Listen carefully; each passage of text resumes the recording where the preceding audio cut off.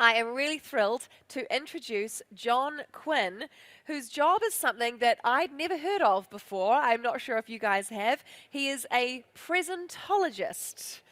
Sounds pretty fabulous word, and I think he might tell us a little bit more about what that means. He is a presentologist from Audience Alive, and John will be holding a masterclass called Do Your PowerPoint Slides Need a Zhuzh Up? Well, yes, probably they do, I imagine is the answer. So please put your hands together and welcome John to the stage. Thank you. Thank you. Oh, sorry, I forgot to say one thing. This is a silent session, these next two, so if everyone could put on your headphones, and then when you leave at the end of the session, you can leave your receiver on the chairs and just take your headphones with you to the next one. Cool. Thank you. Thank you. Good afternoon, everyone. Zhuzh, yeah? Who knows what that means? Have you heard of zhuzh before? I'm not sure if you're aware of it. Have you heard of zhuzh before? I mean, some people think it's Yiddish. Other people think it's possibly a derivative of the word whoosh, yeah, of whooshing, something whooshing. But how often have you heard, as an EA or a PA, could you just, zhuzh up these slides for me? I'm leaving in half an hour. Have you heard that before? Possibly that's what happens. So procrastination is one of our biggest problems, really. We get people, certainly C-suite people, leaving things to the last minute and expecting you to work your magic. So what can I show you today that I've learned over 25 years in 30 minutes? Well, that's what I'm going to try and do. I'm going to try and show you some of the skills that we can use. We definitely have to change and disrupt the norm that we're normally used to looking at. So if we look at this slide, would you say this is a PowerPoint slide? And why would you say it's a PowerPoint slide? Yeah, okay, white background, number one. I can see some people, the visual hierarchy of it. We've got a title up in the top left. We've got some bulleted lists down the left-hand side. We've got a picture which we nicked off the internet, which we've done some sort of basic things to it. We've got our logo in the corner. So my statement to you is that if you want to be the same as everyone else, then just do this, okay? This is a PowerPoint slide. This is what people see as PowerPoint. This is what people want to get away from, okay? And a lot of people try to go to maybe Canva or Prezi or Google Slides to try and look different, to try and come across differently. And essentially what we've got to try and do is break the norm of getting this across. Now, in the bottom left-hand corner there, you'll see a spinning icon. And that's, again, using basic stuff, that clip art that we download. So we're going to try and break those norms as we look through it today and make the content more compelling. Now, before we look at making content more compelling, I need you to, in your mind, imagine a picture of a flying horse. Can you imagine a flying horse? Yeah. So you're imagining a flying horse in your mind right now, and this is probably what you're imagining. Yeah, a Pegasus type horse. Yet when I asked my 7-year-old to draw a picture of a flying horse, this is what he drew. Now, Bob was out feeding in the field one day, and along came a spaceship and sort of beamed him up into the spaceship, and he's really afraid because he's going to be taken away and flown away into space. So what's the difference between your imagery of a Pegasus flying horse and his storytelling ability? So we're born with that instinctive creativity. And what I'm going to show you now in the next sort of 20 minutes is some of the things that we've broken the norm that PowerPoint says. So PowerPoint says this is what you have to do. And what we've done is said, no, we're not going to do that. We're going to do something else. So and I want to show you some practical skills today that you can go back to your desk and try in PowerPoint, because it's all there in PowerPoint, and you're only possibly using 50% of the capability that exists within it. So the best way I can do that is to show you some examples of befores and afters, yeah, the sort of thing we've worked on. So let's first talk about text, putting text on a slide. Where we put text on a slide and how we lay it out defines how people will actually read it, yeah? So text sizes, where we actually lay things out and how we use a visual hierarchy will force it. And you need to learn visual hierarchy in terms of how you lay things out on a slide. One of the simplest things you can do with text is to kern it, K-E-R-N, kerning, is to change the spacing of the characters between them. And let me show you where that is. And I wanted this to be practical today, so I'm going to hop out and just show you some of the things. So this text is kerned very tightly. It's just here in the font toolbar. You've got this little AV. You can make things loose. This is very loose, and this is very tight. So the top text is kerned very tightly, and the bottom text is kerned very loosely. Now, one of the things you can do with that is you can, get more text into a space. It works very well for fonts over 40 size font. Below that, it'll crash together. But you can do stuff like this. So this is a slide we made just with some simple, straightforward kerned text. So you can see the top text is tightly kerned, and the word opportunity is spread out. So you don't have to put spaces between it. If you put spaces between it, it starts to change it. But just by kerning it, you can change how it looks. So that's text. That's an example of what you can do with text. What about imagery? What can we do with images? Now, here's a before slide. I spent 20 years working in the Middle East, so some of my slides are Middle East based. So here's a gentleman with some information around him. Now, what's the problem with this? Well, it's using smart shapes or smart art within PowerPoint, yeah? And very often those are, everybody's seen them. The whooshing arrow, the organogram, the beehive. Oh, we've seen all those, so we've got to change it. So this is what it looks like now, and this is what we did to it. So the difference is that the text is all now in text boxes, but the main difference to this slide is that the picture of the gentleman has no longer got a square edge to it. See, one of the most basic things we do in PowerPoint is to put a square picture on a white background. So how do we get rid of that background in PowerPoint? How do we get rid of the background image? Well, let's have a go at it. So if we make the picture larger, when I click on the picture, up here under the picture format toolbar, over on the far left-hand side, it says remove background. So it will remove the background from the picture. Now, PowerPoint says I'm going to remove all of these pink areas. And if you just click accept, it will remove all of that. But thankfully, there's a couple of areas that we can mark areas to keep and mark areas to remove. And my mouse now becomes like a pencil, and I simply draw over the areas that I want PowerPoint I want to tell it to keep. Please keep all these areas. And very quickly, PowerPoint works out, okay, I get that you want to keep some of this clothing, and then you can see I click outside, and now PowerPoint has removed the background from the picture. So if you didn't do anything else other than that, if you just went back to your desk and took square pictures and cut them out, you would end up with much more dramatic slides because you don't have a square picture on a white background. You can bring stuff in and around them. So that's one of the things you can do to end up with slides that look a little bit more like this, and then are better, easier to communicate and get more information across. What about infographics? So we also want to look at how we can make slides that look more interesting using icons and infographics. So what do you think of this slide? A lot of information going on, yeah? There's even possibly like maybe 1, 2, 3, 4, 5 slides on it, yeah, in total. So there's one in the center here. This is the logo. Then we've got one slide here. So we're just going to look at one of those slides, which is 35 years of experience that we worked on. So here we've got a little bit of movement, but what makes this slide really work more than just the big text is also the icon. Now, where do you get those icons from? Does anyone know where you can get them? Would it be good if it was in PowerPoint? Is it in PowerPoint? Yes, it is. If you've used it, it's right there. So if I want an icon of a brain, I go to Insert, and there's a whole library here, icons. And then you would get connected, get connected to the internet, and you've got a whole library there of different icons. And they're adding new stuff to it all the time. So just simply with what we've done right now, we've removed the background from some pictures, which I've done here with this road. This is a sign, which I removed the background from that sign, and I've added in some icons. And you can end up with a slide like this. So no bullet points. As you can maybe hear, I'm from Belfast in Northern Ireland, where there aren't been enough bullets. So I'm trying to ban the bullets. So we're trying to get rid of the bullets. Yeah, no bullet points.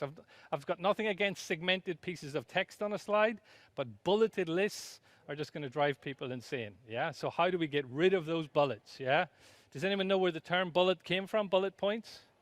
was actually Robert Gaskins, who invented PowerPoint, was driving past a sign one day and somebody had shot a hole next to some text, a real road sign, and that's why he thought, oh, that adds emphasis. But it didn't mean that we had to do everything in bullet points, yeah?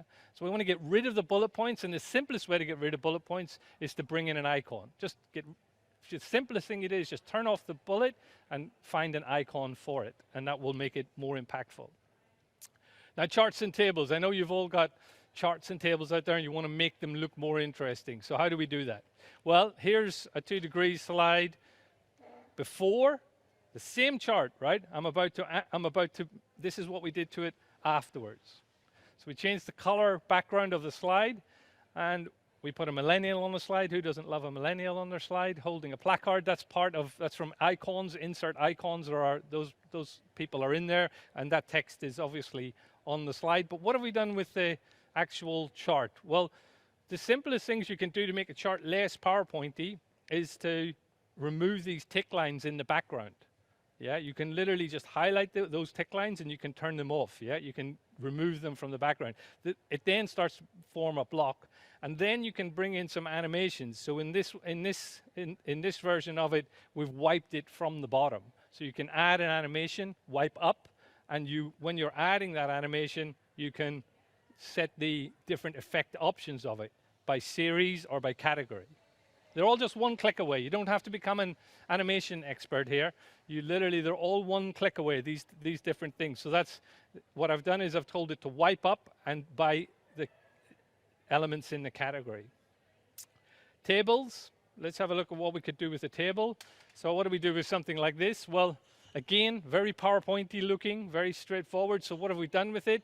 We've simply created a rectangle, put an icon at the top, and then put each one of those elements into text boxes. Now, you are not going to do this 20 minutes before somebody asks you to do it. So what I absolutely urge you to do is to build a library of slides that are ready to go. And that's what we do when we go into organizations. We help you with a strategy of let's build a library of slides that are ready to go, and then you can very quickly change them. For example, these numbers are going to change, so you would simply just change the numbers. So getting a library ready is the most key thing that you can do to support someone when they need slides and they want to put them together. Big numbers.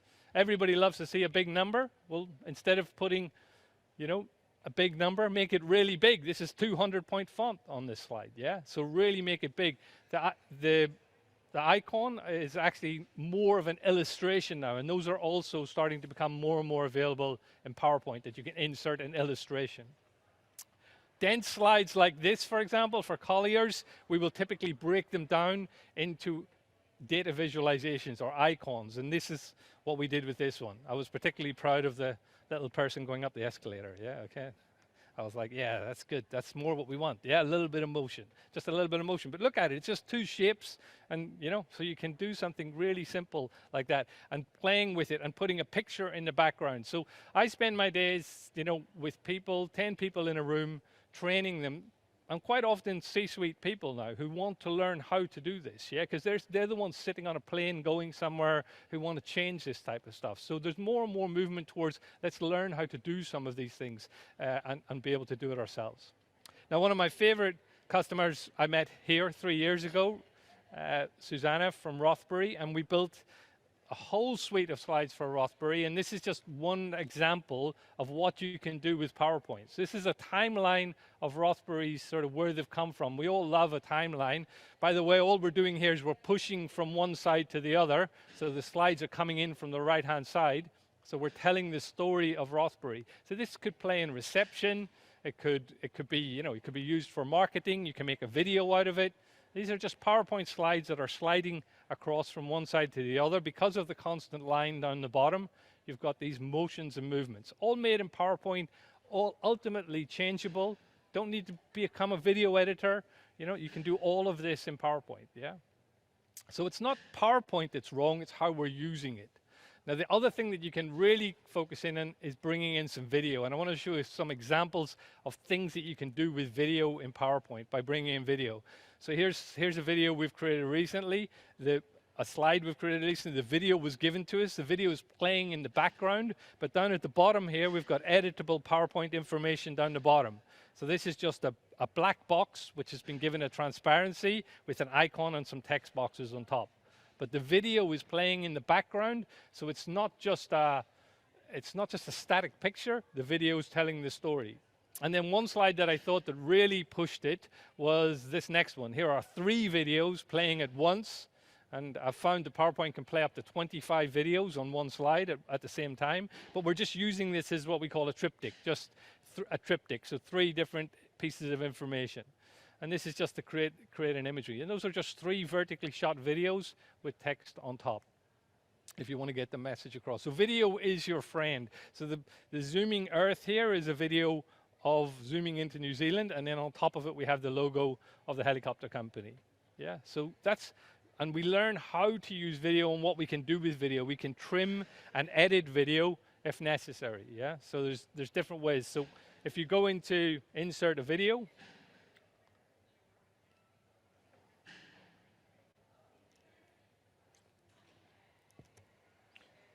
so you've got media, video, this device, you will point it at the video, it will bring the video in like this. Here is the video, it's in the background. And one of the things you can do with the video is you can format the video.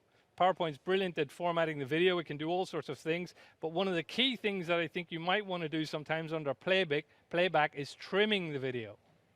So you can also trim videos. So say you've got your corporate overview and you just want the CEO's message, here's a message from our CEO, then you would trim the video. So you can actually pick up the end of it and you can say, I just want the first bit, I just want this little bit. And PowerPoint will trim the video for you just to play that bit. So now instead, it will jump forward and just play that little piece. Yeah. So there are lots of different ways and things that we can still do with video. So I hope I've sort of given you some ideas, yeah? I want some Q&A, I want some interaction if I can, but don't be afraid to disrupt and change the norm, yeah, in terms of what you're putting across. So there's lots of different ways that we can do it. And in the last few seconds, I'd like to say, if you think about it, you don't really get a newspaper, you get news, yeah? You don't really get glasses, you get vision. You don't really get a mattress, you get sleep. And you don't really get a lamp, you get light. Well, if you use presentology, you're not really getting a presentation, you're getting applause. Thank you very much.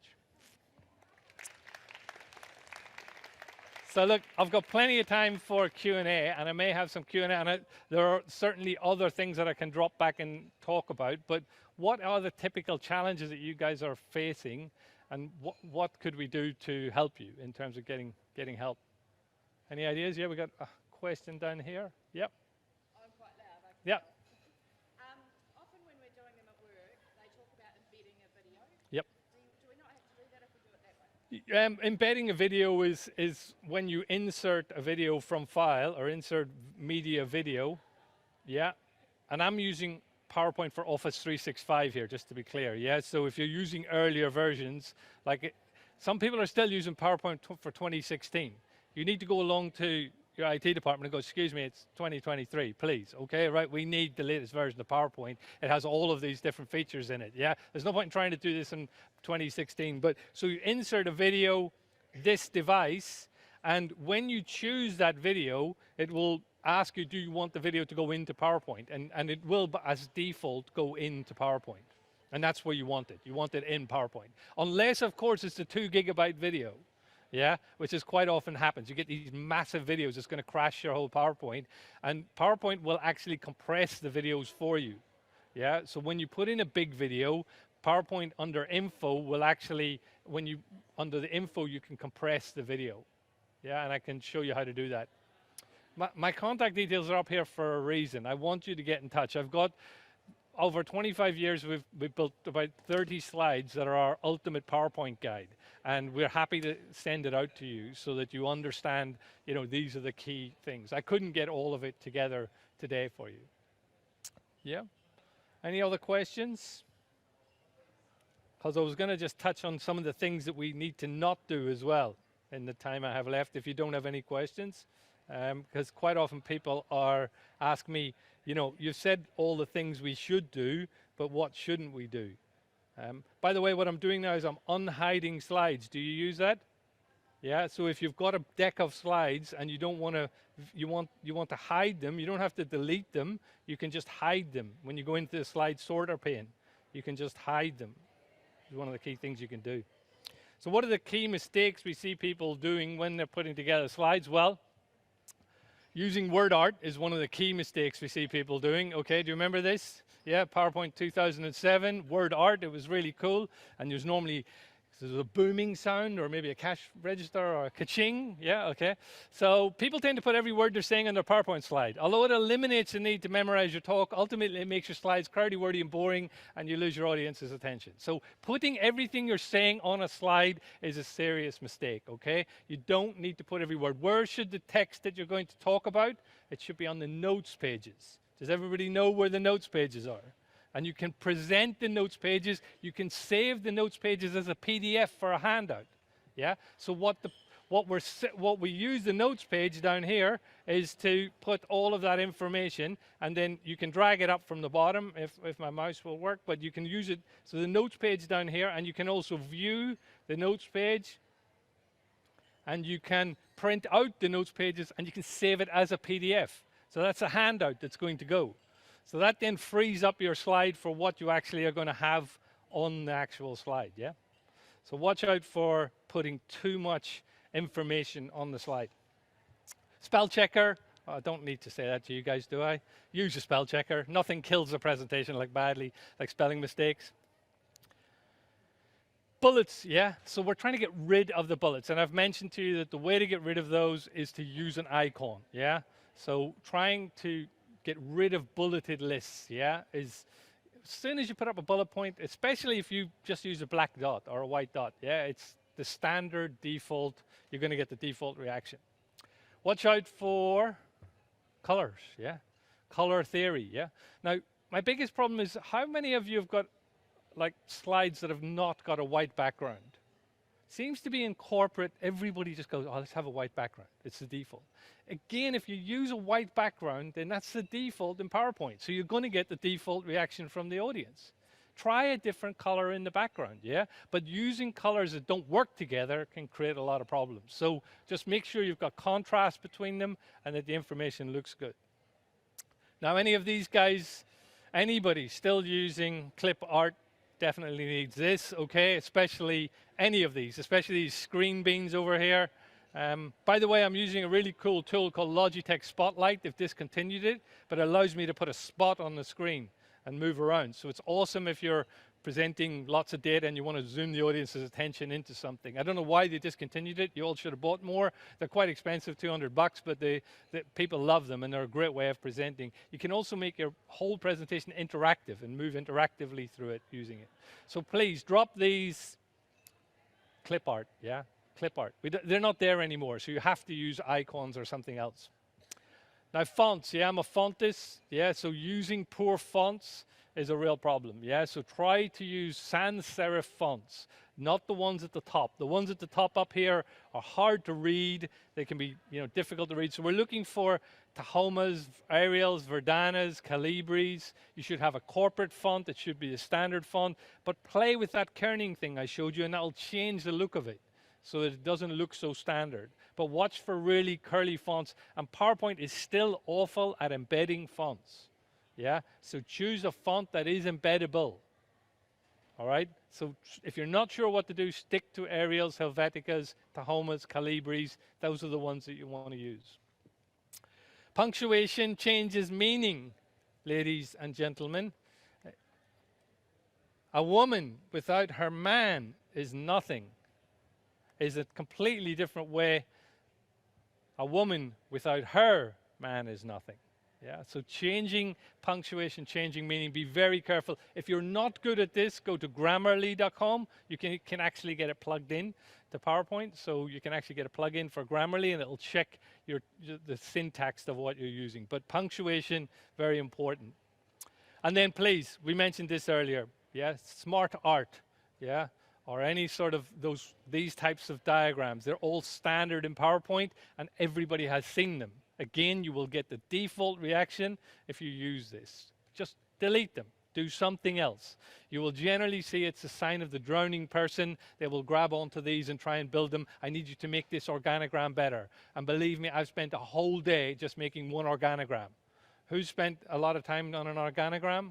It's hellish, okay? So organogram is one of the toughest ones to do. And quite often we'll have a look at an organogram that somebody's tried to build. We will delete it and we will start again. Yeah, okay, because the spacing and the layout of it just doesn't work. Then animations, yeah. We see a lot of people thinking, okay, I'm just going to try and animate these slides as much as I can. It's going to be really awesome, and it's going to make all the difference. Yeah, this one took ages. The one that everybody seems to want to do is this one, which is the swiveling, where we get things swiveling around, and we think that'll make it really cool. And it's swiveling now. It's a good slide now. So what do you want me to do? Yeah. So that's going to be your savior. Please, all animations should be used in a suite of animations so that they work together, a bit like those timeline slides that I showed you from Rothbury, yeah, that they work together, not just random animations that do random things that's going to give you a random reaction, yeah? So doing this properly is just a case of, the main thing I'd say is building out a suite of a library of slides that you have ready to go.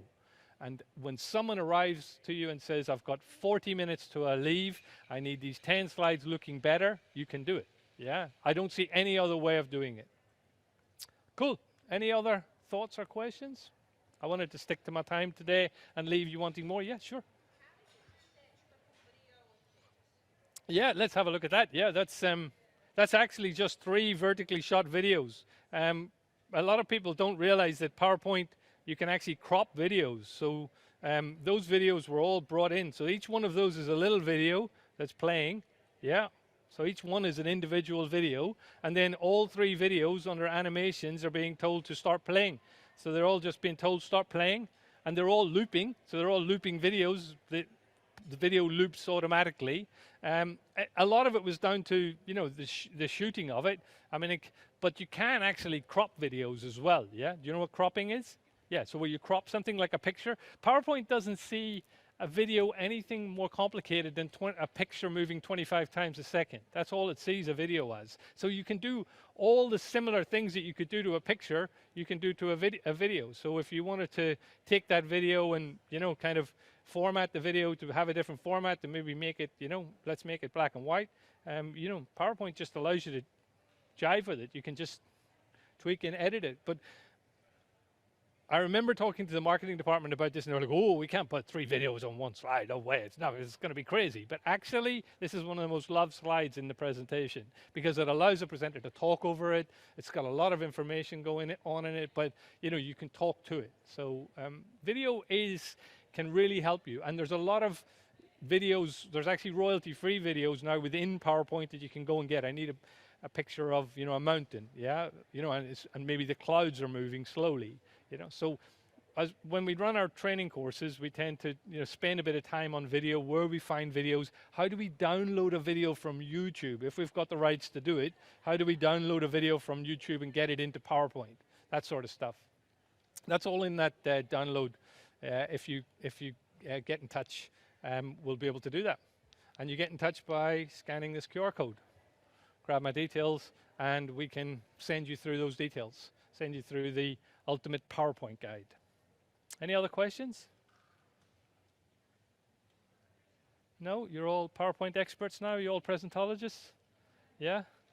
Well, I have 31 seconds left, so it's been a pleasure to be here today, and I really look forward to you all getting out there and starting to use PowerPoint. Don't go to running to Canva. Canva's not going to cure anything. It can help, but please try and work on making better looking slides. And if you're stuck, get in touch. I'm just in Queenstown. Come and visit. All right. Thank you, guys.